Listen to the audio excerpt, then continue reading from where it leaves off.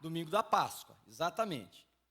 Mas eu tenho uma preocupação, e eu vou contar uma experiência para vocês dessa preocupação minha, como que ela nasceu, de como que como que nós nos relacionamos pós-eventos. Entendem o que eu quero dizer? Pós-aniversário, por exemplo.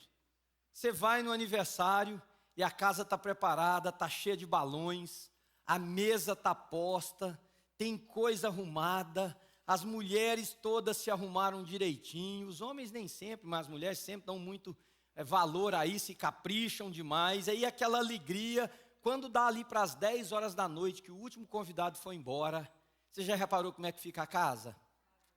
Uma bagunça, balões estourados pelos cantos, papéis às vezes fora da lata do lixo, a mesa que estava bem arrumada e farta, agora mais parece um lugar que passou um bulldozer destruindo tudo. Aí o marido olha assim para a mulher e fala assim, temos que encarar o negócio, não é assim? Pós-festa. Uma vez, quando eu estudava, eu fiz uma classe no sábado de manhã. Essa classe começava às 8 horas da manhã. Eu tinha que fazer se eu quisesse concluir os créditos. E ela só era oferecida no sábado de manhã. Lá em Boston, às 8 horas da manhã, começava a bendita da classe, para não dizer outra coisa. E ela durava até 2 horas da tarde. Então eu tinha que chegar bem cedo. Em uma daquelas manhãs, eu passei ali pelo distrito do teatro, dos teatros em Boston, perto do Chinatown, para poder ir para o lugar onde eu teria minha classe. E aquele dia marcou minha vida, para essa questão de pós-evento. Porque eu fiquei olhando para a cena, latões de lixo caindo assim para fora, latas e garrafas de bebida do lado assim, sujeira, os neons dos nightclubs e de alguns dos teatros, todos apagados, né? Mas eles são muito empoeirados, muito sujos. Pensa num negócio feio. E eu fiquei olhando para aquilo e lembrando da noite anterior. E pensando que na noite anterior a movimentação naquelas ruas foi intensa. Gente alegre, limusines deixando pessoas para irem para os teatros, os restaurantes sem reserva, cheio de pessoas, gente andando na rua, casais se amando, namorados, gente para lá e para cá. Mas o dia seguinte, o pós-evento, era uma cena completamente diferente. Eu vi 2 pessoas, um parecia ser um morador de rua, que estava sentado assim no canto com um papelão, não era época de inverno tão rigoroso, parece-me que era outono, se eu me lembro bem, e ele estava sentado assim com uma espécie de uma caixa de papelão, e o outro, eu vi um homem embriagado às 8 horas da manhã, escorando na parede. Eu falei, gente, ele devia estar bêbado da noite passada, porque não é possível que o cara acordou às 6 da manhã e já bebeu, ou sei lá que hora, a tempo e a quantidade de ficar embriagado. E eu fiquei olhando para aquilo e falei assim, como é que é diferente? Mas sabem de uma coisa? Será que na igreja é diferente? Será que na igreja nós não passamos pelo efeito pós-evento? Por exemplo, estatisticamente dizem, e é verdade, eu fiz uma pesquisa aqui na New Life por anos, dizem aqui nos Estados Unidos que se uma pessoa, isso é uma estatística americana, eles entrevistaram centenas, talvez milhares de pessoas, se uma pessoa tiver que ir em uma igreja cristã, um único domingo no ano, não será no domingo que nós celebramos o Natal, não será num domingo de, sei lá, qualquer outra coisa, será no domingo de Páscoa. Isso é estatística americana. Toda igreja nos Estados Unidos tem um acréscimo no domingo de Páscoa de no mínimo 35% na sua atendência. Olha que coisa linda, né? Fantástico. Mas todas também responderam à pesquisa que o domingo seguinte, os 35% e mais alguns que só vêm um domingo por mês na igreja, coincidido sendo de Páscoa, também não voltam. Mas independente da tendência, o que me preocupa? É se nós não vivemos assim, com os efeitos do evento, e deixamos com que esse efeito do evento seja como a festa de aniversário. Porque, irmãos, eu creio piamente. É porque nós temos memória curta, mas eu creio piamente que quem fez aquela festa de aniversário, naquela hora diz assim, não faça esse negócio mais. É ou não é? É porque depois você vai passando, e você vai esquecendo aquele sofrimento que você teve, e aí você conversa com alguém, e a pessoa vai te influenciando de novo, você faz. Mas na hora você fala, não faço mais, isso aqui não compensa. Não compensa. Vamos ver comigo um texto aqui nas Escrituras Sagradas, João capítulo 20. Quem esteve aqui no curso do Novo Testamento decorou esse versículo, eu imagino, porque ele foi falado tantas vezes, tanto por mim quanto pelo outro professor. João capítulo de número 20, versículos 30 e 31. Se você for cuidadoso em olhar para a sua Bíblia, você vai ver que nós estamos agora falando do período final de Jesus Cristo, da ressurreição, e logo da sua ascensão que vai acontecer. Mas João diz assim, versículo 30 do capítulo 20. Jesus realizou na presença dos seus discípulos muitos outros sinais miraculosos que não estão registrados nesse livro.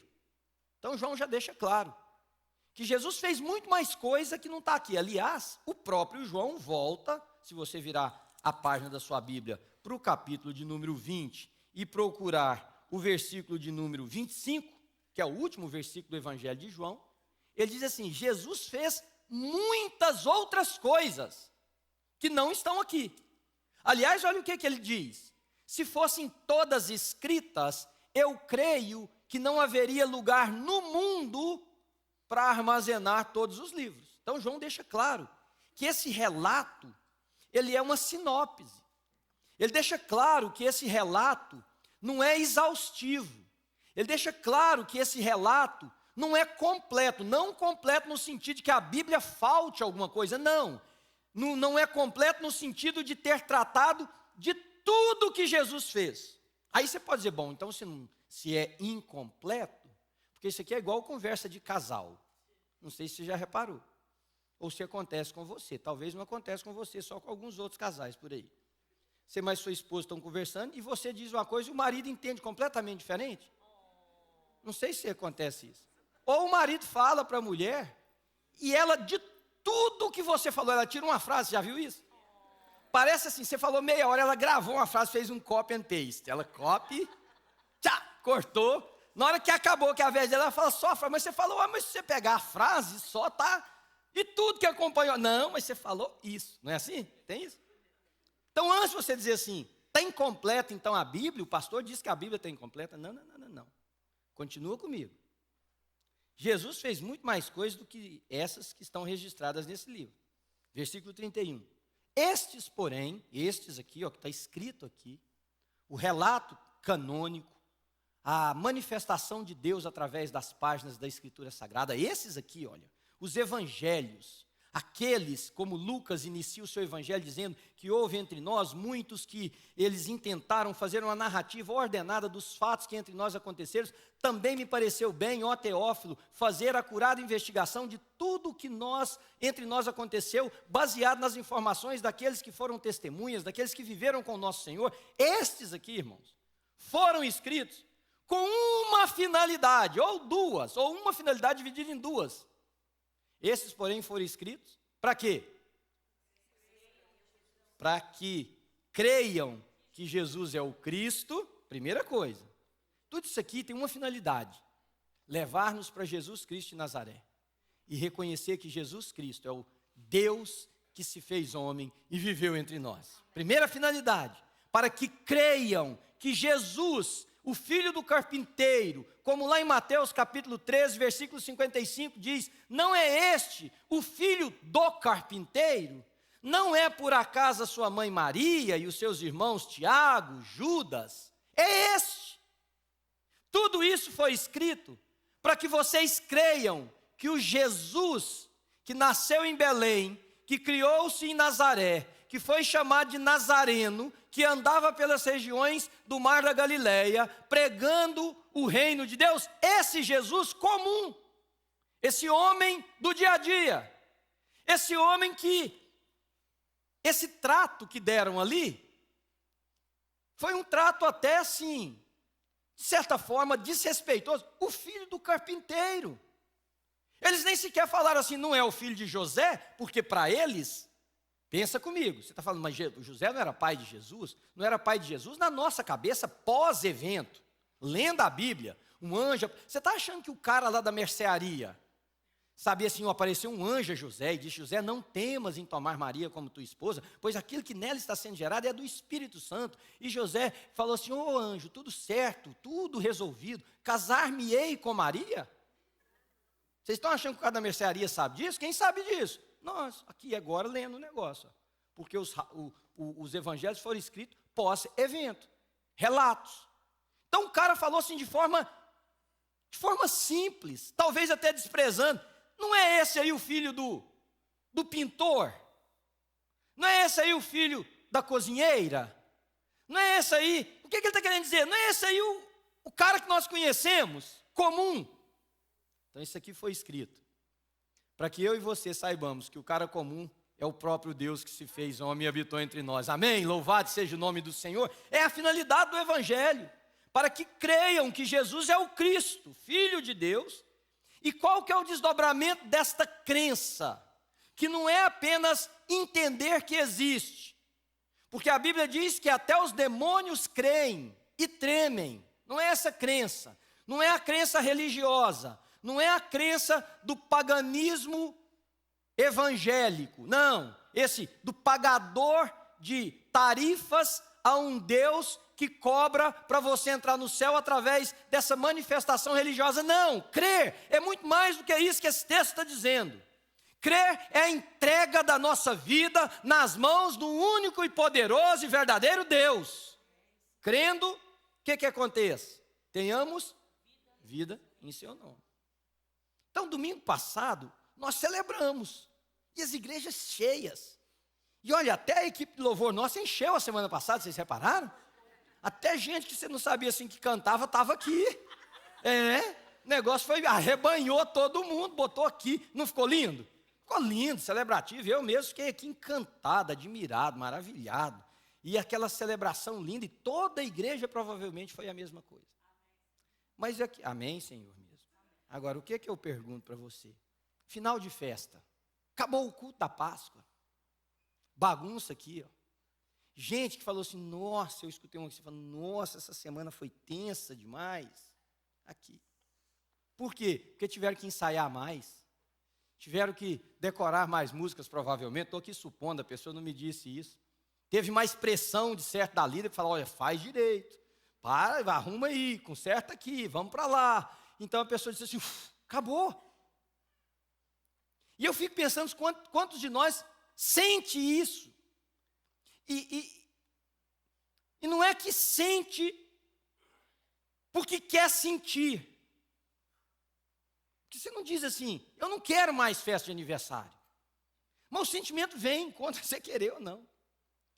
A gente sente, porque nós acostumamos com os picos celebrativos, de adoração, de demonstração da glória de Deus, e nós não aprendemos a manter esse pico, que eu não estou dizendo necessariamente de coisas extraordinárias, nós não aprendemos a manter essa constância, deixa eu usar essa palavra, na nossa vida. Então, fica parecendo sábado de manhã na vida de muita gente, pós-Páscoa. Mas quando eu olho para os relatos bíblicos, a coisa começou a ficar boa, foi exatamente depois da Páscoa. Então, como assim? Presta atenção. Pedro, vamos usar o caso de Pedro, porque eu vou abordar Pedro ali depois. Pedro foi chamado por Jesus às margens do mar da Galileia, para ele vir ser seguidor de Jesus. E, aliás, Jesus fez uma proposta para alguns homens que era o seguinte, eu transformarei vocês de pescadores de peixes para pescadores de homens. Empolgação, coração cheio de alegria, vamos mudar o mundo, o reino de Deus está chegando, e aquele impacto. E os judeus que se cuidem, os fariseus então podem esconder, porque o negócio agora vai pegar, está até parecendo aquela música da tropa de elite, né? Que vai pegar, bom, vai pegar, mas aí numa noite, o cara é preso, e ele não é só preso, ele cede àqueles que vêm prender, porque Pedro diz o seguinte, eu pelo menos arranquei da espada e fui na cabeça do cara, Não acertei a cabeça, mas arranquei a orelha. Porque Pedro não era espadachim, Pedro era pescador. Tem gente que acha que Pedro mirou na orelha do mal, que foi lá e arrancou. Doido, o cara foi na cabeça mesmo, ele queria matar, ele queria defender Jesus. Na misericórdia de Deus, ele acertou a orelha em vez de acertar a cabeça. Eu ia fazer uma brincadeira, mas tem gente aqui que é de lá. Deixa isso para lá. Aí, Jesus é preso, é arrastado e levado para a casa de um cara, que era o sacerdote. Lá ele é julgado, ele não abre a boca, ele não se defende, ele não dá um grito, ele diz, esse negócio está errado. Não, ele fica calado. Quando ele responde, ele não responde nem em favor de si, ele responde tentando trazer consciência. E Pedro está observando tudo isso. Aí tem um momento que eles falam assim, escuta, você não é o cara lá que... E aqui o texto não fala isso, não, eu que estou criando uma história. Você não é o cara que arrancou a orelha dele, então você deve ser é parte desse grupo aí. Não, Pedro respondeu, eu não conheço. E aí vem uma outra mulher e pergunta, acontece 3 vezes, vocês sabem a história. Bom, Jesus vai para a cruz, Jesus é crucificado. Você já parou para pensar como é que estava o coração de Pedro? Eu vou te dizer o que eu penso da Bíblia sobre esse assunto. Eu acho que o coração de Pedro estava igualzinho de Judas Iscariotes. Isso é só meu pensamento, não vai citando aí que é Bíblia não, porque se eu tiver com heresia, só eu pago o pato. Mas eu acho que eu não estou. Irmãos, imagina o que estava na cabeça de Pedro. Porque Judas, o que ele fez? O remorso, o arrependimento, não foi arrependimento, né? Aquela sensação desgraçadamente horrível de dizer, o que eu fiz? Eu entreguei um homem inocente por causa de 30 moedas de prata. Eu vendi aquele que eu entendi ser o Filho de Deus, num suborno, numa conspiração religiosa. O que eu fiz? E o cara não soube lidar com isso, correu e se enforcou. Agora você está achando que Pedro ficou numa boa? Você já imaginou o que foi aquela noite para Pedro? Eu vou te explicar o que foi mais ou menos aquela noite para Pedro. Você sabe aquela noite que você tem uma conversa desagradável, assim, elevada ao cubo, com um filho, uma filha, e essa conversa acontece 10h30 da noite, mais ou menos, e você vai deitar? E a cama parece que é pequena demais? E você não sabe se você está com calor, você tira a coberta, você está com frio, você não sabe se você levanta para beber água ou porque você está com sede, mas a sede não é de uma falta de saliva na boca, não é isso, está faltando alguma coisa. Você já viveu a expectativa de dizer o seguinte, eu fiz uma coisa errada e alguém vai pagar por isso? Cabeça de Pedro, irmãos, devia estar um inferno existencial, sem outra palavra para colocar. Então vamos dizer que a ressurreição acontecesse e terminasse tudo ali. As mulheres correram no túmulo domingo de manhã e, vendo que a pedra havia sido rolada, tiveram diferentes experiências. Uma não encontraram, voltaram e correram, as outras viram um homem e disseram assim, cadê Nosso Senhor que estava aqui? E o homem disse, por que vocês buscam entre os mortos aquele que vive? E elas voltaram e contaram, e numa determinada citação dos evangelhos, Pedro sai correndo com outro discípulo, o outro discípulo chega lá junto com Pedro e eles olham, o túmulo está vazio. Aí você pode dizer, resolveu o problema de Pedro. Resolveu?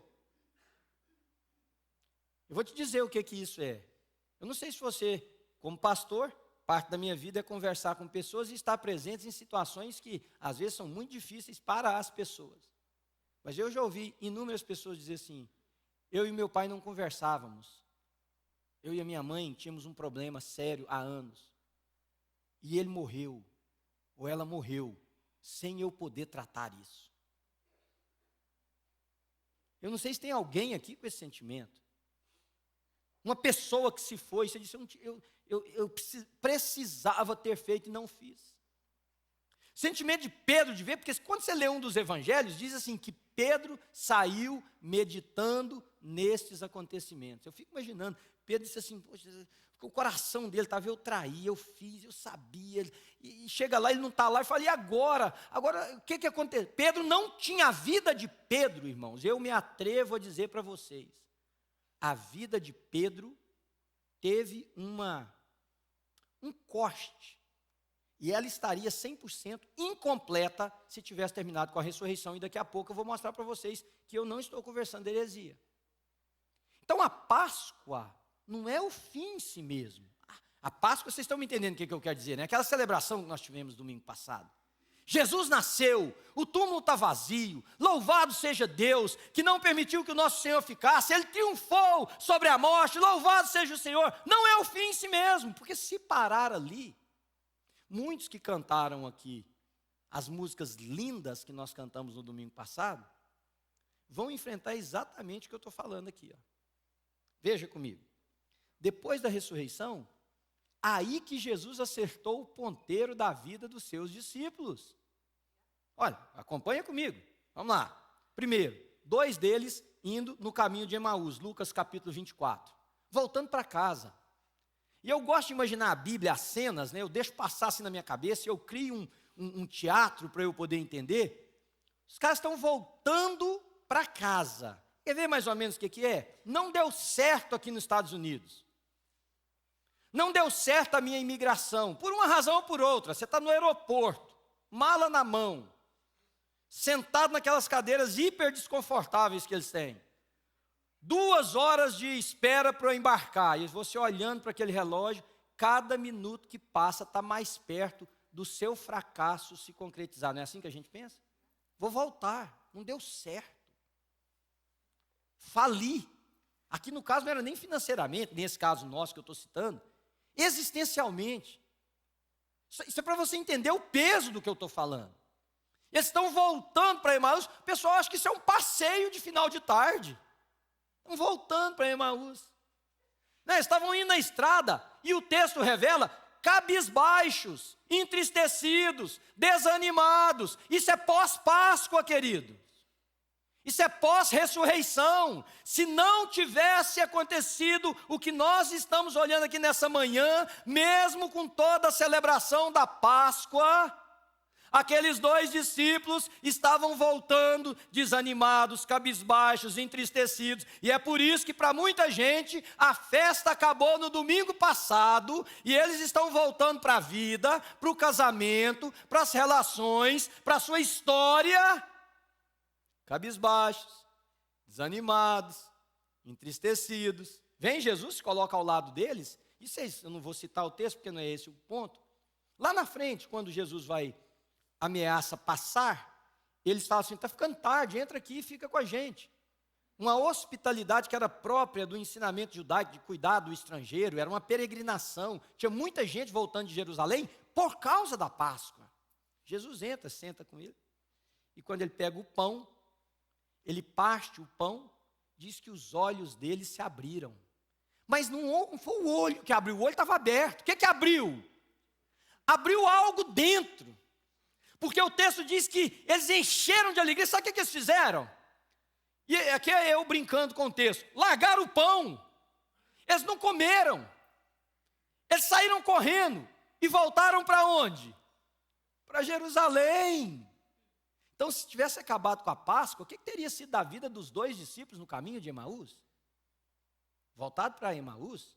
Sei lá o que eles faziam. Um nós sabemos chamava Cleópas, o outro a gente nem sabe o endereço, o nome do cara. O que ele fazia? Nada, mas vamos supor, os caras eram lavradores, cuidavam de ovelhas. Iriam voltar para sua vida normal. Deixa eu te dar um outro exemplo. Tomé, está lá citado em João capítulo de número 20. Jesus aparece aos seus discípulos, um deles se chama Tomé. E todo mundo falando, olha, Jesus ressuscitou e cumpriu o que estava sendo predito e tal. E Tomé vinha e fala assim, eu não creio. Pós-Páscoa. Eu não creio. E aí, gente, vocês estão achando que tudo é assim, tudo certinho como está na Bíblia, né? Eu imagino que o povo deve ter olhado e falado, Tomé, seu sem vergonha, como é que você não crê, rapaz? Nós estamos falando. Não creio, ponto final. Quer saber, para mim crer? Eu tenho que botar o dedo na ferida aqui, ó. Tenho que botar a mão aqui do lado onde teve o corte. Eu tenho que ver com esses olhinhos que a terra hão de comer. Você imagina se tivesse acabado ali?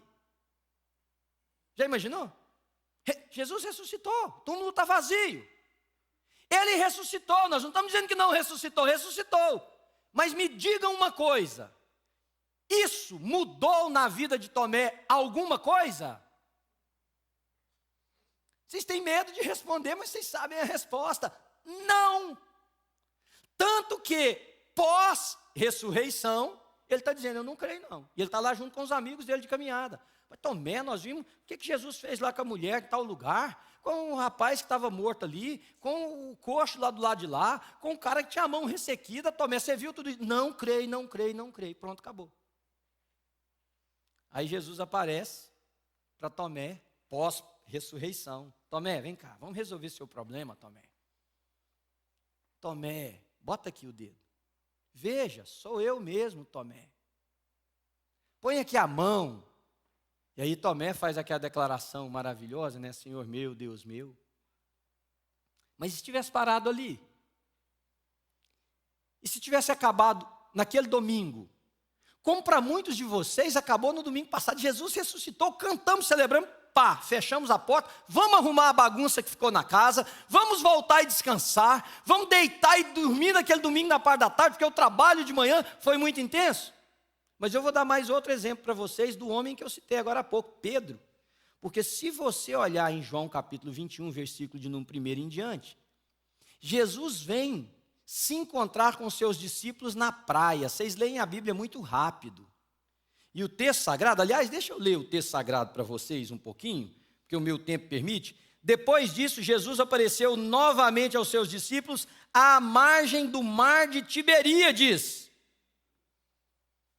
Mar de Tiberíades. Esse nome traz alguma coisa à minha memória. Que mar é esse? O mar da Galileia. Tá, mas e daí? Mas não foi de lá que eles saíram? Esses homens? Pedro, Tiago, João, vários deles, não saíram dali? Mas onde eles estavam? Lá em Jerusalém. Mas o que estão fazendo de volta no lugar de onde eles saíram? Mais interessante ainda, irmãos, continuem a ler o texto, vocês vão ver que coisa interessantíssima que está aí nesse texto. Estavam juntos Simão Pedro, Tomé chamado de Dídimo, Natanael de Caná da Galileia, os filhos de Zebedeu e 2 outros discípulos, ou seja, no total parece que 7 discípulos, se você fizer a conta. Vou pescar, disse-lhe Simão Pedro. E eles disseram, nós vamos com você. Eles foram entrar no barco, mas naquela noite não pegaram nada. Atenção sua para mim, 2 minutos. O que eles eram antes de Jesus chamá-los?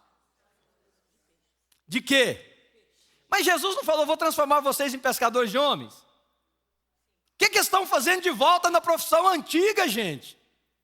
Porque o texto sagrado diz que por ocasião do chamado de Jesus, o texto diz assim, deixando eles as suas redes e os seus barcos o seguiram. A companhia Pedro, Tiago e João no barquinho Inc.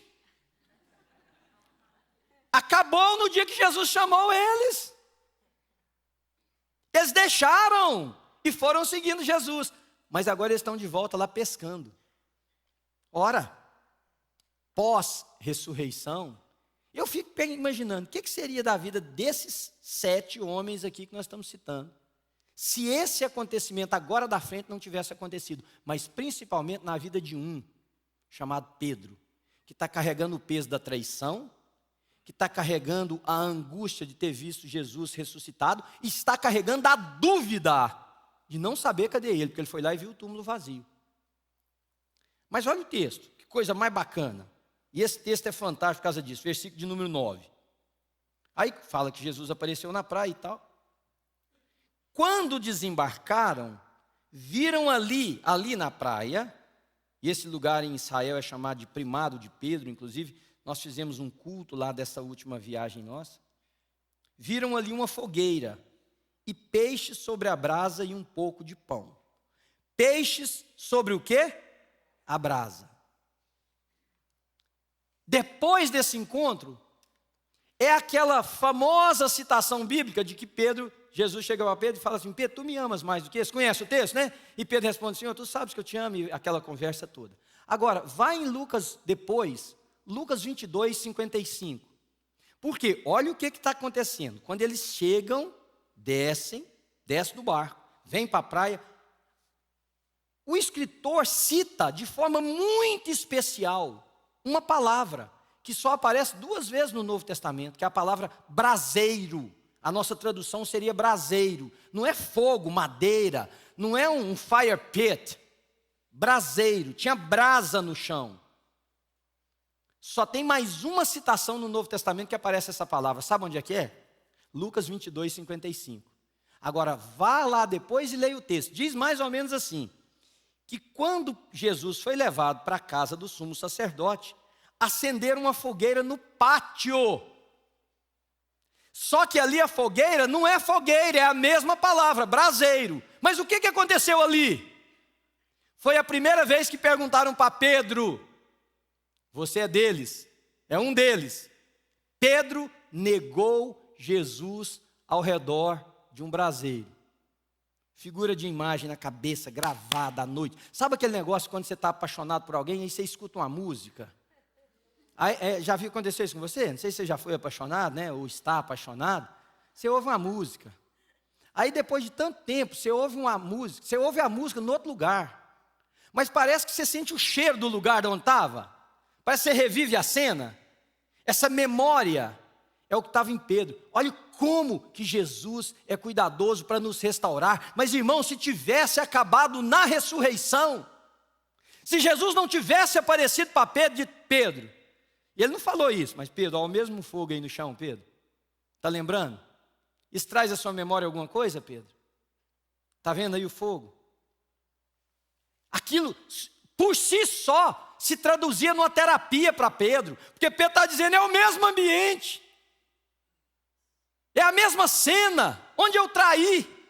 E aí Jesus vem e restaura a vida de Pedro. E fala para ele, vai, apacenta as minhas ovelhas e cuida desse povo. E Pedro é restaurado, irmãos. A ressurreição por si só não é o fim da nossa celebração. Você no domingo passado pode ter pulado, gritado, festejado, celebrado, assoviado, postado as fotos lindas na comunidade onde você foi, essa ou alguma outra. Se terminou ali. Talvez você ainda continue com a mesma formatação mental. Talvez você continue ainda com os mesmos princípios para resolver conflitos e problemas. Talvez você continue ainda pensando sobre a vida do mesmo jeito. Não, aquilo ali foi o início para Jesus vir e restaurar e trabalhar a sua vida da maneira que Ele precisa, porque o texto lá de Atos, capítulo de número 1, versículo 3, diz que por mais 40 dias, Jesus apareceu aos seus discípulos. Eu fico imaginando, a Bíblia também não diz, foi 40 dias assim, resolvendo problema. Botando a vida dos outros no prumo, tirando peso, aliviando de culpa, arrancando correntes, quebrando cadeias, restaurando expectativas, abrindo a mente para compreender, tirando o véu, afastando coisas que impedem. Celebramos a ressurreição, mas Cristo vem continuar tratar comigo e com você em áreas que, se não forem tratadas apenas pelo fato de eu ter gritado que Ele ressuscitou, não seriam resolvidas. Você entende o que eu estou dizendo? Você precisa considerar isso. Se você está vivendo pós-evento, mas o pós-evento assim, é um lugar sujo, bagunçado, triste, escuro. Por quê? Segundo ensinamento aqui para vocês nessa manhã, eu vou encerrar com isso. A Páscoa, ou essa celebração da ressurreição, ela tem um cunho terapêutico também. Claro, Jesus vem, imagina, restaurou a expectativa. Os discípulos de Emaús voltaram. Eu fico imaginando que Pedro ali naquela praia, gente, lá no céu eu quero fazer algumas perguntas. Eu tenho uma lista. Pedrão, o que você sentiu quando Jesus falou para você, Pedro? Tu me amas, vai lá. Eu acho que Pedro vai falar assim, rapaz, você não tem noção do peso que saiu do meu ombro. Porque o homem é gente como nós, irmãos. Você já viu quando você fez uma coisa horrível, que aquilo está te consumindo, e você vai, e você pinta a cena, você fala assim, eu vou pedir perdão, mas esse negócio vai dar zica aqui, eu sei que vai responder, nossa, que tensão, aí você chega lá, quando você começa a falar, a pessoa diz assim, escuta, não precisa não, está tudo resolvido. O que você faz? Dá vontade de pegar a pessoa e beijar. Você fala, não, tiraram um peso aqui. É isso que para mim Pedro sentiu. Então é terapêutico, sim. Tomé que depois, na hora que o Tomé botou o dedo a primeira vez, ele deve ter falado, que boca grande essa minha, o cara vai me dar um sabão no final do negócio aqui. Jesus restaura os outros discípulos. É terapêutico. Eu saber domingo passado, juntamente aqui com vocês, e relembrar a mim mesmo e a todo mundo que Jesus está vivo é terapêutico, cura. Mas, para mim, não para aí. A ressurreição, ela é uma preparação para uma vida verdadeiramente vivida na presença de Cristo. Eu vou repetir para vocês, para mim a ressurreição, ela é uma preparação para uma vida intensamente vivida na presença de Jesus. Porque estes homens, olha aqui, eles eram de um jeito, Jesus chamou, Jesus morreu, eles voltaram para o que eles eram antes, nada teria ido para diante se tivesse parado ali, Jesus restaura, é terapêutico, e agora restaurados pelo pós-ressurreição, olha o que vira, vamos pensar. Eles estão de volta em Jerusalém. Atos capítulo de número 1, versículo 12 diz isso. Atos capítulo de número 1, versículo 13 diz que eles estavam numa sala alta, num cenáculo. Provavelmente a mesma onde eles tiveram o quê? Quem se lembra o que aconteceu numa sala semelhante a essa? A última ceia. Então, Lucas está sendo detalhista em contar. Versículo 15 do capítulo de número 1 diz que Pedro se levanta e prega um sermão. Poxa, what a change. Entende o que eu estou dizendo? É o Pedro que negou. Quanto tempo? Vamos jogar aqui muito. A festa do Pentecostes vai acontecer, de Páscoa a Pentecostes 50 dias. Vamos botar 49? 49 dias? Aí você diz, mas 49 dias, né, pastor? Muito tempo. O que sua vida mudou em 49 dias? Me diga. Sua mulher fala que você é um melhor marido 49 dias atrás, do que você é hoje, do que você era 49 dias atrás? Depois pergunta para ela, meu bem, mudei? Ela fala, que mudou em 49 anos que você não muda? Dias, você está sendo generoso com você? O que mudou em 49 dias da sua vida, já que você está achando que é muito tempo? Na sua compreensão de vida com Deus, de serviço ao próximo, de santidade. Enfim, o que mudou em 49 dias? Então, para de dizer que é muito tempo. Esse homem levanta e prega. Agora, não é só que ele levanta e prega. Ele prega um sermão que nenhum de nós viu acontecer praticamente na nossa vida, que é um cara levantar, pregar e quase 3.000 pessoas se converterem de uma vez. Imagina, gente, nasceu uma mega igreja num sermão. Mas não é só isso também não. O que acontece? Que Pedro se levanta e prega. Estava faltando um discípulo, um apóstolo, porque Judas havia morrido. Irmãos, deixa a Bíblia entrar na sua cabeça, pelo amor de Jesus de Nazaré. Eles não estavam nem lembrando de colégio apostólico mais. Os caras tinham voltado para pescar. Agora, se tinha 7 na praia pescando, cadê os outros 4? Onde é que estava Mateus? Posso dar minha sugestão? Voltou para procurar emprego na coletoria. Minha sugestão. Escuta. Ué, mas você não falou agora, bonitão, que você não ia agora, você ia andar com o Filho de Deus? Pois é, agora Deus zica. Posso voltar? Tem trabalho? Cadê os outros, gente? Pergunta para você, 7 lá na beirada da praia. Cadê os outros? Onde é que estava, por exemplo, o miserável do Tomé? Cadê Tomé? Irmãos, pós-ressurreição, eles tinham largado os sonhos. Só que aí depois que Jesus vem, nesses 40 dias que a Bíblia diz, mais de 40 dias, foi restaurando, foi dizendo para Tomé, foi tratando com Pedro, foi cuidando de cada um deles, eles voltam para Jerusalém. Interessante demais, depois você lê o livro de Atos dos Apóstolos, no capítulo de número 1, que diz assim, nós precisamos colocar um no lugar do filho da perdição. Olha, aí era a hora, vamos ser cínicos, era a hora de alguém virar e falar assim, então, voltou todo mundo agora. The whole gang is back. Está todo mundo junto aqui.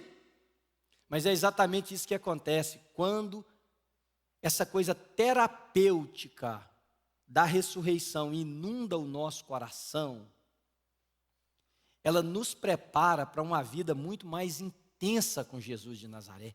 Olha, eles voltam obedecendo, não saiam de Jerusalém até que do alto sejais revestidos de poder. Eles ficam ali, elegem Matias no lugar de Judas, fecha o colégio apostólico mais uma vez, aí vem o derramar do Espírito Santo, eles ficam cheios do Espírito Santo, e aí Pedro prega, e o povo assim diz assim: irmãos, o que faremos acerca dessas coisas? Quer dizer, o cara medroso, o cara que correu, o cara que estava com depressão, deixa eu fantasiar um pouco aqui, o cara que estava com o seu coração conturbado, a sua mente desesperada, agora prega um sermão no poder do Espírito Santo e 3.000 pessoas se rendem a Jesus de Nazaré. Mas não fica por aí só. Esse mesmo Pedro, capítulo de número 3 do livro de Atos, com o seu amigo, ex-sócio de companhia de pesca, Pedro, Tiago e João no barquinho Incorporated, que largaram lá de novo, está ali, vão subir para o templo, tem um cara coxo de nascença sentado lá, pedindo a sua sobrevivência. Me dá aí uma moeda. E as moedas naquela época elas eram cunhadas com bronze, tinha pouquíssimo valor, mas existiam moedas de prata e de ouro, que era de extremo valor. Para você poder entender o texto. Ele diz: me dá uma moeda. Olha a resposta de Pedro: nem prata e nem ouro eu tenho. Ou seja, eu não tenho coisa material de valor, porque ele realmente não tinha. Fecharam a empresa, estão indo lá pregar. Eu não tenho. Mas aquilo que eu tenho... Agora, pausa, antes da gente completar a frase. Será que Pedro conseguiria dizer isso se Jesus não tivesse encontrado com ele naquela praia? Pensa, irmãos. Você não está pecando se você disser que não. Não tinha. Você acha que se Pedro desce daquele barco, nu, porque ele estava nu, o texto diz que ele teve que vestir amarrar um negócio assim, porque os caras estavam lá no meio do barco, pensando, 7 homens, escuro. Pedro tinha que entrar na água para puxar a rede, para pôr a rede, ele estava nu, o texto diz que ele estava nu. Ele passou logo assim um pano ao redor da cintura e foi ver com Jesus. Você imagina o seguinte, naquela praia, estou eu ou você e a gente dá de cara com Pedro. E a gente diz assim: Pedro, você tem Jesus aí para me dar? Sinceramente, o que vocês acham que Pedro ia responder? Eu vou responder no seu lugar, se fosse eu. Na mesma hora ia passar um turbilhão de cenas na minha cabeça. E eu ia ver o braseiro, eu ia ver o povo me perguntando, eu ia ver a mulher que veio e falou: não, mas é você sim. Eu ia ver o cara que veio e falou assim: a sua forma de falar se assemelha aos galileus, você estava lá sim, você é um deles. Não sou, e comecei a espraguejar. Agora eu estou de frente de uma pessoa que me pede Jesus. Eu ia ter para dar? Não. E aqui, irmãos, eu quero fazer uma consideração com você. A maioria de vocês sentem que não tem Jesus para dar, porque Jesus não restaurou as áreas da sua vida que precisam ser restauradas. Você celebrou a ressurreição, mas a ressurreição não fez um trabalho terapêutico em você. Você continua carregando o mesmo complexo de culpa, você continua com a vida apática, você continua com a frieza no seu coração, você continua com o distanciamento emocional das pessoas que você estava, você continua sem a possibilidade de ter diálogo e resolver conflitos, você continua sem pensar a vida de outra maneira, você continua desapegado de Deus na oração e no conhecimento da palavra dele. A mesma coisa, então, passou-se a ressurreição, mas se alguém te pedir, você não tem de Cristo para dar. E você não tem de Cristo para dar, porque pós-evento, Cristo não veio restaurar a sua vida. Pedro não teria, irmãos. Aí ele está naquela hora junto com João, ele vira assim e diz: olha, prata e nem ouro nós não temos para te dar, mas aquilo que eu tenho, isso eu reparto com você, isso eu te dou. Em nome de Jesus. Agora põe na sua cabeça: em nome do Jesus que eu traí, em nome do Jesus que eu fiquei de longe, em nome do Jesus que na hora que mais precisou de uma presença amiga, eu não estava lá, em nome desse Jesus que depois veio lá na praia, botou a mão em mim, conversou comigo, me restaurou, me perdoou, transformou a minha vida. Em nome dele, levanta e anda. Você pode dizer amém, querido? Em nome dele, levanta e anda. Há uma história, e é uma história, não é uma história, de que um determinado pontífice romano, um papa, apresentando para um outro homem as belezas da Basílica de São Pedro, num caminho assim, entre os dois, ele disse assim, o Papa, olha tudo que nós construímos, e a beleza e a suntuosidade das nossas edificações. Nós não precisamos e nem podemos mais dizer como o Santo Papa, que era Pedro, que nem prata nem ouro nós não temos. Mas aí o interlocutor, que era um clérigo de uma linha católico-romana que é muito desapegado de bens materiais, virou para ele e disse assim, o senhor está certo, sua eminência, mas nós também não podemos dizer em nome de Jesus, levanta e anda.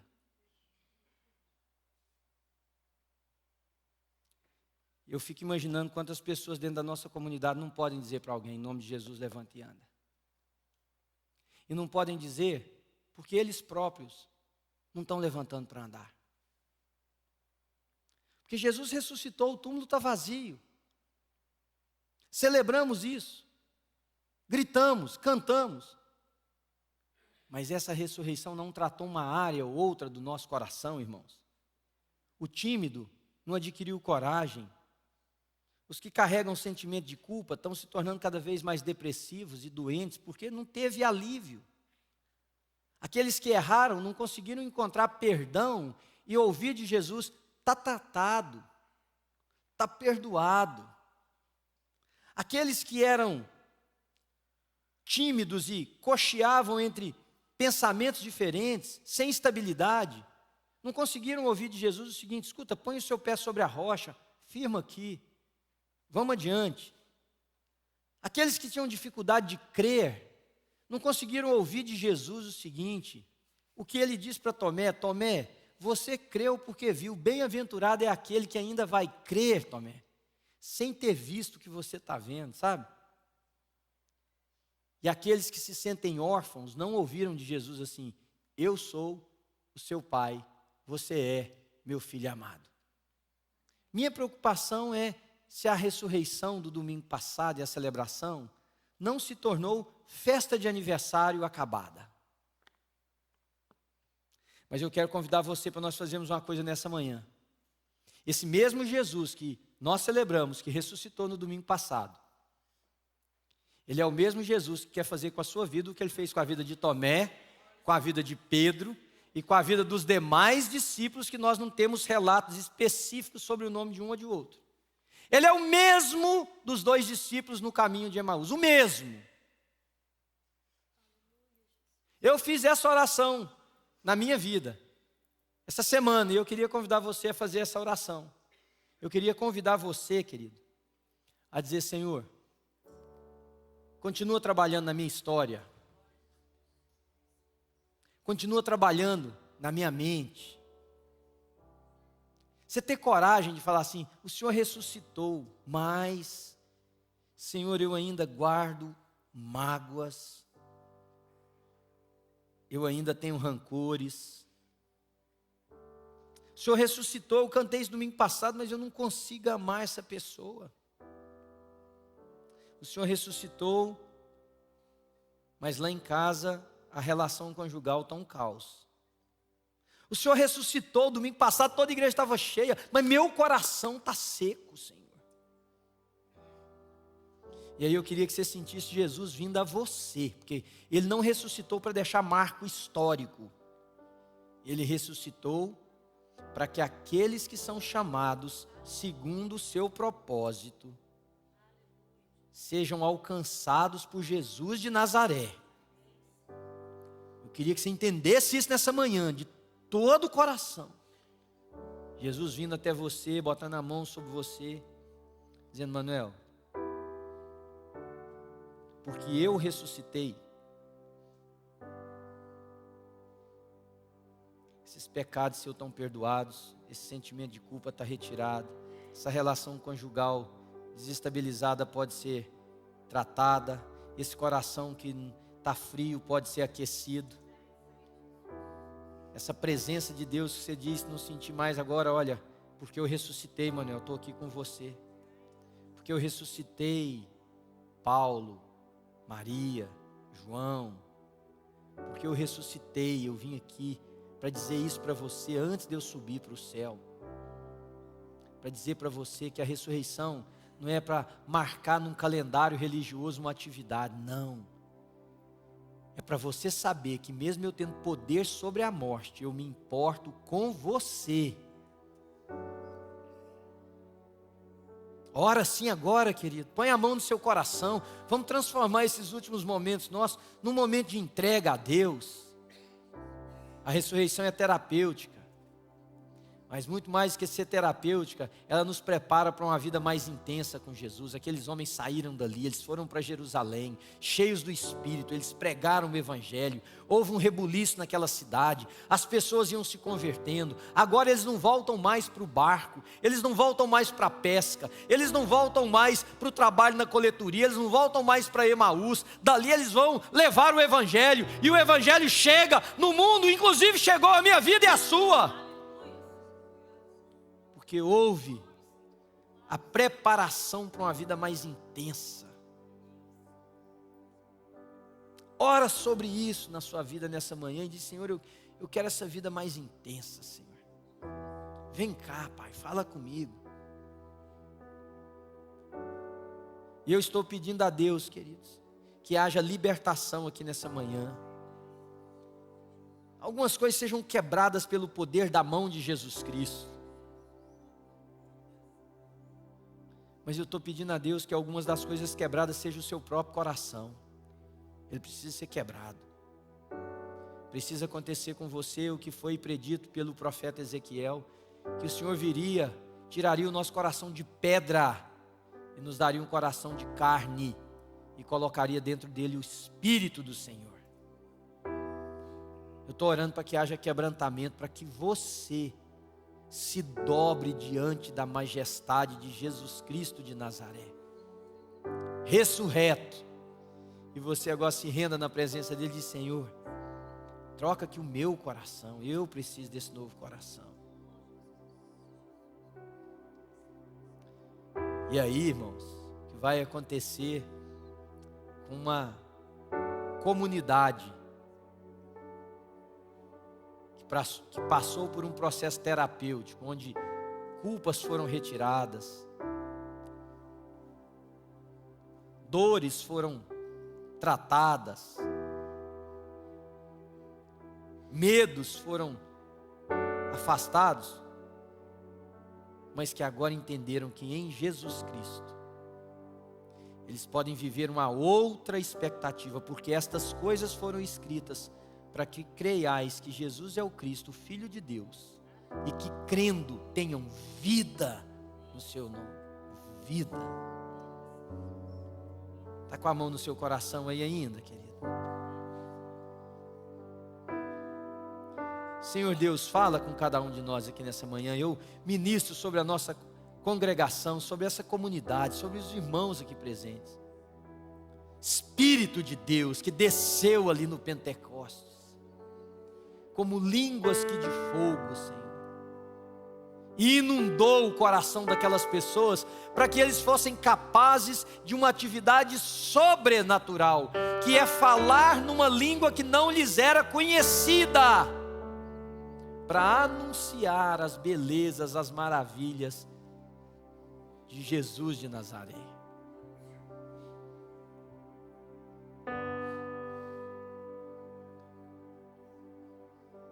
Você estiver de olhos fechados, por favor, fique. Dá um sinalzinho com a mão para mim. Você diz assim: pastor, eu fiz essa oração nessa manhã, só para eu ver quem acompanhou a gente nessa oração. Você levanta a sua mão mais alto para mim. Isso, os estão de olhos fechados. Louvado seja o Senhor Jesus. Louvado seja o Senhor Jesus Cristo.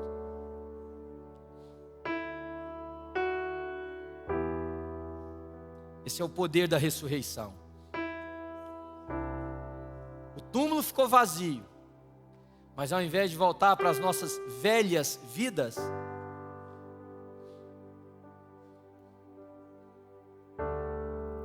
Foi de lá que nós fomos tirados, queridos, para uma novidade de vida. Então você que está no meio do caminho, volta para Jesus de Nazaré. E esse meio do caminho significa diferentes coisas para diferentes pessoas nessa manhã. Volta para Jesus de Nazaré. Senhor, eu levanto as minhas mãos sobre essa comunidade. Irmãos e irmãs em Cristo Jesus. Povo por quem o Senhor morreu. O Senhor ressuscitou. Mas assim como o Senhor fez com os discípulos, que o Senhor apareceu para eles para tratar coisas, o Senhor, antes de ser assunto aos céus, o Senhor disse que deixaria conosco o teu Espírito. Povo que é tratado, curado, incentivado, impulsionado pelo Espírito Santo de Deus. Que o Senhor te abençoe do alto da cabeça à planta dos seus pés.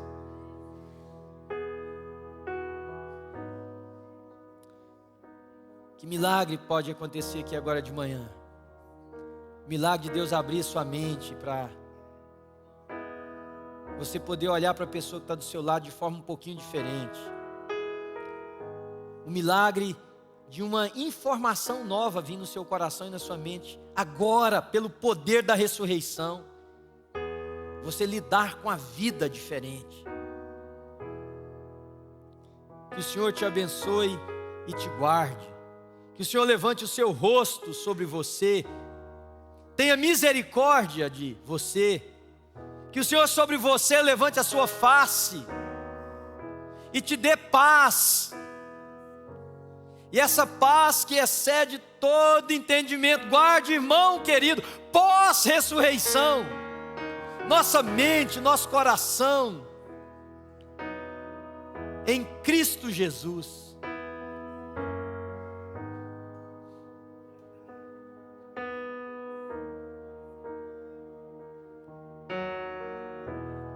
Que a oração final, a parte final do Pai Nosso, porque teu é o reino, poder e a glória para sempre. Você diz amém, querido? Amém. Louvado seja o nome do Senhor Jesus. Louvado seja o nome do Senhor Jesus. Deus te abençoe. Você tenha um excelente domingo. Que Deus possa pôr a mão sobre a sua